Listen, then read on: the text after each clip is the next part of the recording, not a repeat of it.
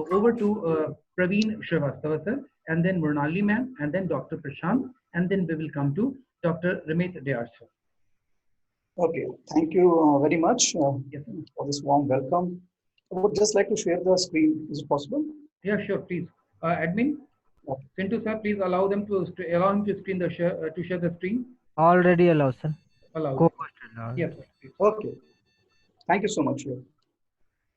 So we are here at this stage, and I would just like to tell that this is a very fruitful, this is a very important FDP which is being organized, and I would like to thank Professor Neeraj for organizing this FDP because it is going to benefit people all around the country. So how to use online learning management system, Moodle or Genomio in higher education. So to all the participants who are here, the first and foremost, the very important question is that what is online and why we have to be online. So first thing which comes to our mind is that being online is not a need of hour. The pandemic occurred in mid of March. The panic button was pressed. Everyone was at their home, unaware of what is to be done, and most importantly, unaware of how it is to be done. So no one was knowing anything. We were in the middle of the situation for which we have not planned. We were learning new terminology. We were learning about pandemic, quarantine, COVID-19. And as an academician, we were also learning about online. We were also learning about learning management system. We were also learning about Moodle. So there were many things which was keeping us awake. So in the mid of March, this pandemic occurred, and very soon we have understood that it is here to stay. So we have to adjust very soon. So what we planned is that, yes, an online education should be there because there should be no hampering in between the education of the students and faculty members. So the interaction should be there. So that was the need of hour. So online education was compulsory because you cannot stop a system, you cannot stop education system. So the next question which comes, is it only because of pandemic that this online education became important? The clear-cut answer is no. It was much before that. It was in existence in our country. But yes, the importance of this online education was realized just because of pandemic. From parents to teachers to students, everyone came to know about the different tools. They came to know about conferencing software like what we are using right now, Zoom, Cisco WebEx, Google Meet, so on and so forth. There were many which came into limelight. So everyone was using these softwares. But most importantly is that we were using it for the first time. Many of us were using it for the first time. We have to learn it, we have to use it, and we have to ensure that our content of particular subject is also being transferred to our students. So next question which comes into line, okay, there was a need of hour. Okay, it was not because of pandemic. We have this before that, but now since it has been popularized, we are using it. So what is the advantage for us as a teacher? So we as a teacher has several advantages, and the list which I mentioned will not be exhaustive. So we can save our notes, we can share it, we can reshare it n number of times. We can check the progress of the students because of these learning management systems. We can keep a track, we can solve their queries online. So advantage is huge for us as a teacher, but still many of us were not using it. And lastly, and most important question is, what is the benefit to the students? Now, you see, all of us understand that in a class, there are different segments of students. Some you will find very intelligent. They will answer your question at first go, and some will take time to understand your questions. Some will take time to understand your notes. So with this online systems where you have your videos, what they do is that they can pause your video, they can go back, they can see your video, they can again see your video, they can see your video 10 times, and they can understand the things. So it was very important for the students to be online. It should have been before, we should be practicing a blended mode, but no, we were following a traditional mode. But this pandemic gave us an opportunity to go online. And slowly and steadily we realized that we are comfortable in doing this. There is nothing which we as a teacher, we as an academician cannot learn. We can learn, we can practice, and we can relearn, and we can deliver. So that is why being online became very important for all of us as a teacher as well as a student. Next, if in case we talk about the shift from education methodology to education technology, and we have to analyze where are we standing. It all started from the traditional chalk and talk, where a teacher used to take a chalk, conversate with the student, while he talked to the student, he was moving. So this is where our traditional education system was. Then we started using OHP, overhead projectors. So we used to take slides, we used to write on that, we used to keep it on OHP, and we used to project it on the screen. So students get the opportunity to look at something good, and those teachers who have a bad handwriting, their problems were solved. Next major thing was the PowerPoint presentation. So teachers started using technology, started preparing the PowerPoint presentation. So that was more lucrative. That was, the students were more involved into that. The visual effect was there. So students thought that, yes, this is something which is more interesting than the traditional chalk and talk and OHP. Next, we shifted to digital learning experience. So what is a digital learning experience? All what we are doing is digital learning experience. So we have technology. We used to give them assignment online. They were submitting it online. We were giving them quiz online. They were submitting it online. And now we have engaging digital learning experience. The word engaging is very important. So suppose in the last slide, I was talking about a video which a student can see. All of you are posting the video which a student can see n number of times. But if in case the student is not watching the video, it is of no use, and you will not come to know. So what is this engaging? If in case we go into pedagogy, we find that we have to give reflection spots in our videos. We have to ask questions further. This technology has been used in the international platforms like Coursera. So until and unless you engage the student, you involve them, this will become a monotonous lecture for them. So even the digital learning experience has to be engaging. So if in case we do not engage them, we do not make it a participatory one, the students will maybe more passive than being active. Hence, it became important that we engage the students while we are planning for a digital learning experience. So from chalk and talk to OHP to PowerPoint presentation to digital learning and to the current era of engaging digital learning experience. So we have changed a lot, and we have to, if in case we are falling in any one stage, we have to upgrade ourselves because we don't have option. The students are more techno savvy than we are. The students have access to the knowledge everywhere around the world because internet is freely available to them. However, our student won't be able to understand what he is grasping is right or wrong. So it becomes our responsibility as a teacher is not only to disseminate the knowledge, but also to become a facilitator of the knowledge, to make sure they understand what is correct. And for that, we have to ensure that students remain engaged in our platform, which what we are showing. Then there are two confusing terms. More importantly, people are confused with this. That is why I have prepared this slide.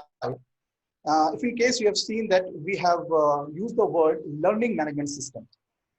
There is another word which is course management system. So people get confused that whether I'm using the learning management system or I'm going for a course management system, what is the basic difference? So I have just included this particular slide to clarify this. The learning management system enables you to e-learning for your students like Moodle, where you can track the progress of your students, where you can answer their queries. However, a course management system is a tool to manage all the information about your training course. So what you can do is you can give the information, you can keep your files, the students can download, they can see, they can go through it. So like if in case you have a WordPress website where you upload your documents, so it remains there, the students can download, the students can see, and you can upload the course content there. But they cannot interact. If in case they have a problem, they cannot ask question to you. They will not get the solution. So in learning management system, students can access your course anytime. Course management system, you can upload all your course and student can of course access it as per their convenience. However, the major advantage is you can track the progress of your student, and not only you, the student themselves can track their progress. So whether they have attended the quiz or not, so you have a tool for that. So you can track their progress. They can see the marks which they have got in different quizzes, assignments. You have a big blue button where you can have these online sessions. So there are n number of things, n number of advantage which we have in a learning management system, which a course management system do not have because it is more passive. A learning management system is active. So we have to ensure that we go for a learning management system like Moodle, Genomio, so that our students are engaged. And we should not take it as a burden because overall it is for the advantage of to all the teachers, all the concerned faculty members, all the academicians.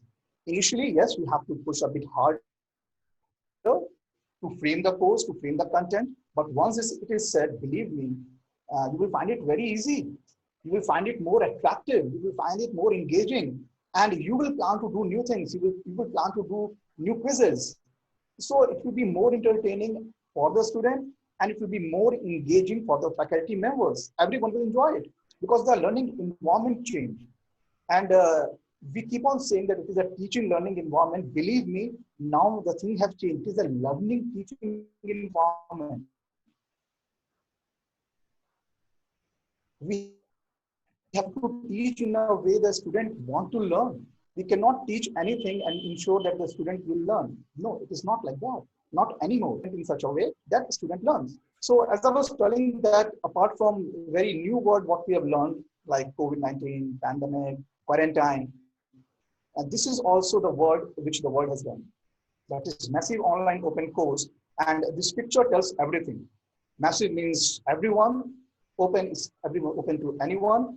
It's online, so you can do it via online mode, and it is a course. So MOOC is a new word which is a buzzword of the education industry. It was there, of course, before the pandemic, but it has gained popularity. It has spiked because of this pandemic. People have come to know about MOOC. There are various government platforms like SWAM, NPTEL, there are private platforms, there are EduX, there is Coursera.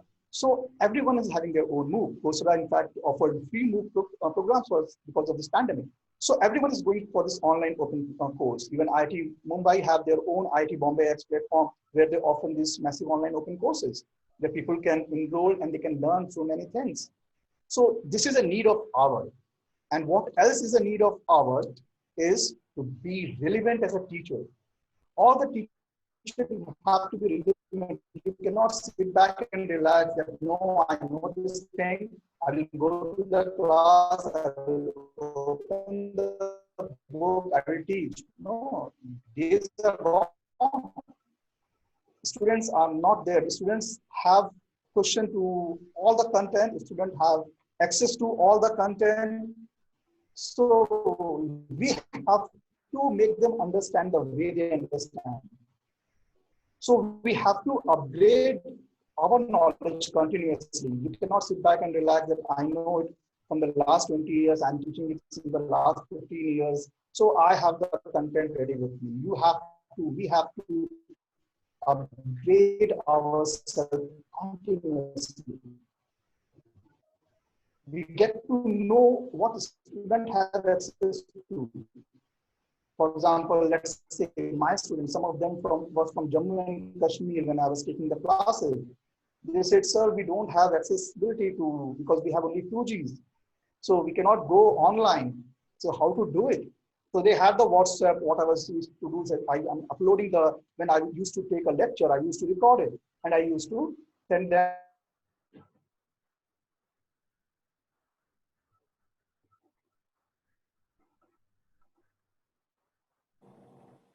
Is there any connectivity issue? Yeah, I believe we lost his voice.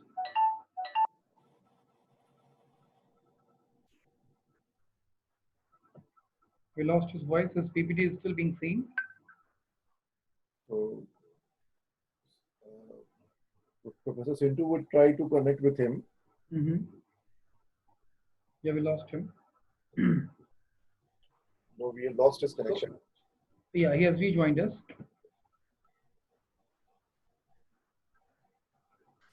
Yeah, I'm so sorry. Yes, yes, we lost you in between. Half a minute before we lost you. Okay. Okay, we were there in this slide. Was visible? The slide is not visible yet. Okay, let me share it then. Not yet. Just a second. Yeah, no worries. You were discussing about MOOCC, Massive Open Online Open Learning System. Is it visible now? It's being opened. Yes, sir. No, we have come to thank you slide. Okay. Yes, we were here only. Right. Yes. So I was just telling you that it is a massive open online courses, and there are many organizations, many government firms which are offering this course like SWAN, NPTEL. Along with that, there are many private partners like Coursera, edX, who are offering these courses, and it is available to almost all the students and the faculty members.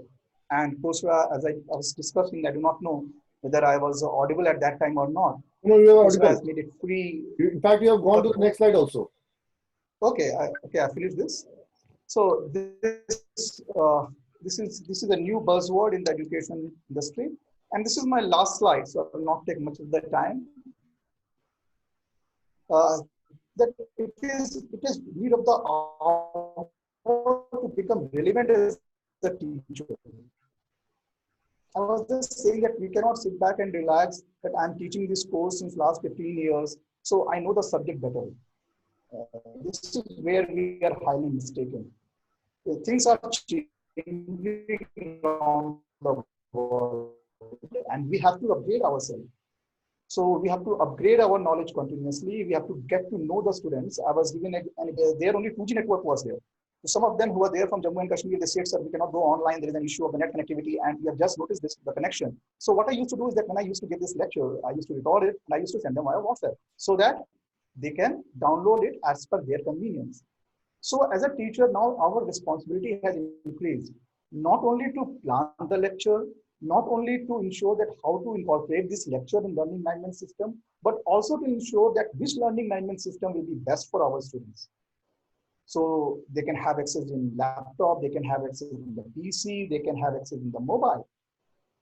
Next, you have to contextualize the topic for students. So make sure that your topic which you are going to teach is relevant to them, and you give the example which they can correlate with, and then only they can learn, because learning is important. If in case we teach and they do not learn, the teaching goes in vain. So why we are doing all this activity, why we are going for learning management system, because they can learn. So remember, teaching is secondary, learning is primary. So that is why it is known as learning teaching experience.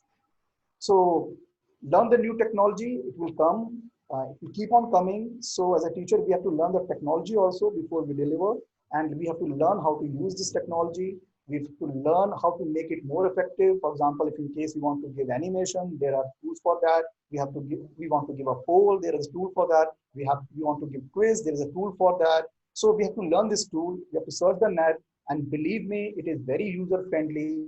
All of us can do it just with a practice. So that's all from my end. Thank you so much.